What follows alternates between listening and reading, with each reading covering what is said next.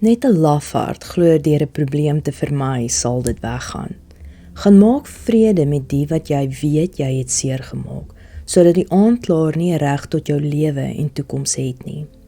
As daar nie vrede in die huis van God is nie, kan die liggaam nie in eenheid funksioneer nie. Ons trots is die verwoester van dit wat die Here ons mee wil seën. Aanstoot verwoes jou skepingsdoel, want jy mis uit op 'n geskenk wat jy kon ontvang het. Nou verwyder jy jouself van iemand se lewe wat God se salwing dra, oor jy nie saam met hulle stem nie. Die duiwel sit en lag so lekker vir jou, want hy weet jy sal nooit vrykom van die aanstoot in jou hart nie. Hy weet jy gaan uitmis op dit wat jy kon leer, en dit gaan jou tyd kos om terug te kom op die pad wat die Here reeds vir jou beplan het. Soms is ek en jy ons grootste vyand. Het vat nie baie vir 'n boom om te val nie. As sy wortel swak is, en hy is droog en dood aan die binnekant, kan die kleinste skudding of wind 'n boom se val veroorsaak. Soos 'n boom het ons elkeen lig en water nodig.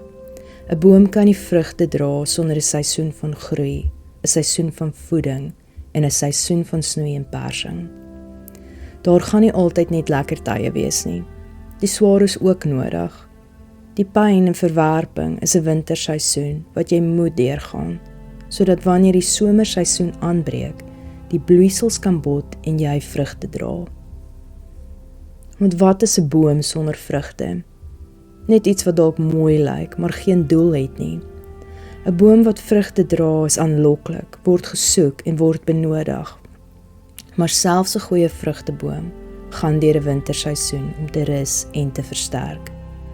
Daai is die tyd om dinge in orde te kry en reg te maak met die mense wat jy seer gemaak het, sodat nie net jy in die nuwe seisoen kan stap en vrugte dra nie, maar dat die wat seer gekry het, ook kan rus en weer bloeisels maak.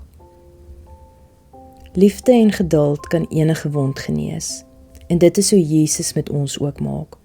Hy is geduldig met ons en hou net aan vir ons lief te gee. Dit is die voorbeeld wat ons ook moet volg. Maar wie van ons doen dit? Maak vrede met jou broer en suster, nie net ter wille van hulle vrede nie, maar vir joune ook. Maak seker jou saak is reg, sodat die aanklaer geen reg het om jou voor die voete van die regter te sleep nie. Wanneer jou hart in ware vrede en eenheid met die Here staan, sal hy aanhou jou voed en laat vrugte dra, wat meer kos vir ander kan wees. Ek wil nie eendag voor die Here staan, en dan is my vrugtemandjie leeg of vol vrot vrugte nie. As die Vader aan dit proe, moet hy net kan glimlag, en ek die vreugde op sy gesig kan sien.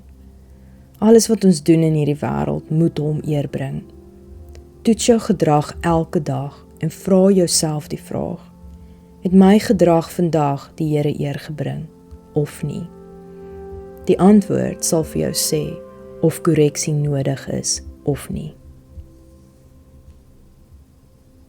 Matteus 5, vers 23 tot 26.